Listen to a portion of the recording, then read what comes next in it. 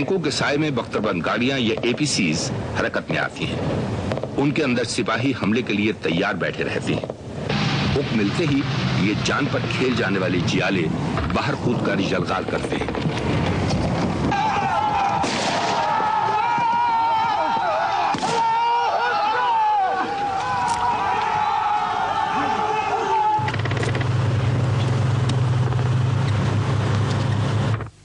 टैंकों और प्यादा दस्तों की मदद के लिए हाल ही में खुसूसी साख्त के हमलावर हेलीकॉप्टर कोबरा हासिल किए गए हैं। कोबरा हेलीकॉप्टर, जो अपने नाम की मुनासिबत से झाड़ियों और दूसरी रुकावटों के पीछे छुपे जमीन पर तैयार बैठे रहते हैं, मुनासिब मौका मिलते ही तेज रफ्तारी के साथ सतह जमीन से बहुत करीब, यूं के बिल्कुल कोबरा सांप के रेंगने का गुमान हो, उड़ते हुए अपना जहर उगलते हैं।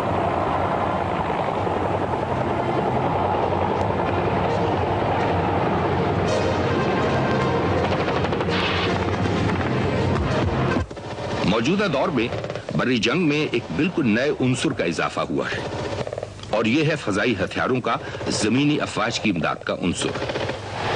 फजाइया के तैयारे जरूरत पड़ने के चंद मिनटों में ही महाज के ऊपर परवाज करते हुए दुश्मन को एक दूसरी समत से मसरूफ अमल करते हैं। ज़र्ब मोमिन में दोनों फॉक्सलैंड और ब्लू लैंड के कमांडरों ने अपनी अपनी फजाई कुव्वतों को भरपूर तौर पर इस्तेमाल किया।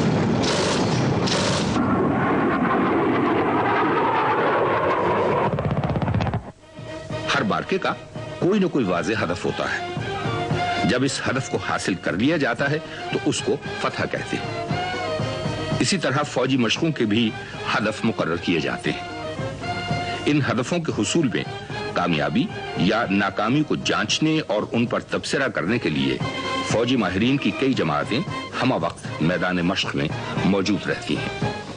जो कंट्रोल की तंजीम है और साथ ही अंपायर की तंजीम, इसके दो बुनियादी मकासद होते हैं। एक तो दोनों तरफ के लिए हायर कमांड का काम करना और दोनों फौजों को अहकामात देने जैसा कि उनको अपनी हायर कमांड से मिलेंगे, और दूसरा एक गैर जानबदार रेफरी का काम अदा करना, ताकि जंग में जहां लाइव फायर या एमुनेशन इस्तेमाल नहीं हो रहा तो जो नुकसानात दोनों साइड के होंगे उनके बारे में फैसला देना, बिल्कुल इसी तरीके से जैसा कि एक खेल के मैदान में रेफरी या अंपायर फैसला देता है। इस तंजीम को चलाने के लिए मेरे पास तकरीबन 300 ऑफिसर हैं और इसके अलावा बहुत से जेसीओ साहिबान और एनसीओज और जवान इस तंजीम में मौजूद हैं। दौरे जदीद की अस्करी मंसूबाबंदी माजी से बहुत कुछ सीखती हुई आज अपने बुलंद तरीन मकाम पर आ गई है, मगर हजारों साल कबल की तरह आज भी फौज के जिस हिस्से को मरकजी अहमियत हासिल है वो सिपाही पियादा या इन्फेंट्री है। गो कि आज के पियादा सिपाही को फौज के मुख्तलिफ खुसूसी दस्तों मसलन मशीनी और टैंक दस्तों, तोपखाने, इंजीनियर्स, सिग्नल्स, फजाई दिफाई दस्ते और फजाइया की हिमायत हासिल रहती है, मगर बहास पर आगे आगे पैदल फौज के जवान ही दुश्मन की कुव्वत को ललकारते हुए रमा दवा रहते हैं।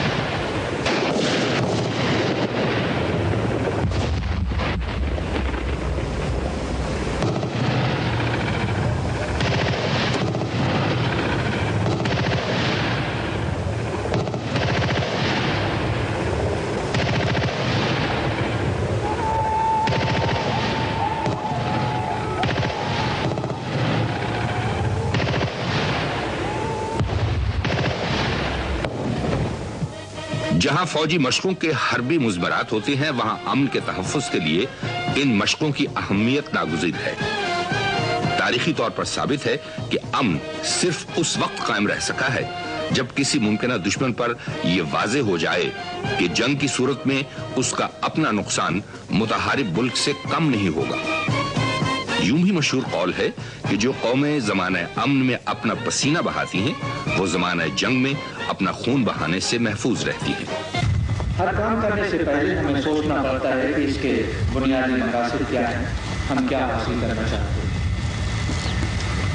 اسی طرح سے جب اس ایکسرسائز کے لیے ہم نے تیاری شروع کی آج سے کافی مہینے پہلے، تو سب سے پہلے ہم نے یہ سوچا کہ کیا مقاصد ہیں جو ہم حاصل کرنا چاہتے ہیں، وہ کیا آبجیکٹوز ہیں جو ہم حاصل کرنا چاہتے ہیں اس ایکسرسائز کے کرنے سے۔ اس کے 3 بڑے مقصد ہیں۔ پہلا بڑا مقصد یہ ہے کہ ہم کو یہ دیکھنا تھا کہ ہماری اپنی عسکری اور فکری صلاحیتیں کیا ہیں، اور اگر ان میں کچھ کمزوری ہیں تو ہم کیسے ان کو بہتر سے بہتر بنا سکتے ہیں۔ یعنی اپنی فنی صلاحیتوں کو دیکھنا کہ ہمارے اندر اچھی باتیں کیا ہیں، ہماری کمزوریاں کیا ہیں، اور یہ جاننا کہ ایک نیچے لیول سے لے کر کے اوپر تک آرمی کے لیول تک ہماری صلاحیت کیا ہے، یہ ہمارا سب سے بڑا مقصد ہے۔ دوسرا مقصد یہ تھا کہ ہم اپنے ملک اور اپنے قوم کو اپنے کردار سے یہ ظاہر کرتے ہیں ان کے اوپر کہ آپ کے افواج پاکستان، فوج اور ایئر فورس یہ صلاحیت رکھتی ہے کہ جو ذمہ داری ہمیں قوم نے دیا ہے کہ ہم ملک کا تحفظ کریں گے، دشمن کی جارحیت سے ملک کو بچائیں گے، ہم وہ صلاحیت رکھتے ہیں۔ اور ماشاءاللہ ہم یہ ظاہر کرنے میں، یہ بتانے میں کامیاب ہوئے اس ایکسرسائز کے کرنے کے بعد کہ ہمارے اندر یہ صلاحیت موجود ہے۔ اور تیسرا بڑا مقصد یہ تھا کہ ہم اس ایکسرسائز کو اس لیول پہ کر کے اپنا ایک بہت ہی اہم دینی اور نظریاتی ذمہ داری پوری کرتے ہیں، اس لیے کہ اللہ تعالیٰ کا حکم ہے کہ ہمیشہ اپنی تیاری میں لگے رہے۔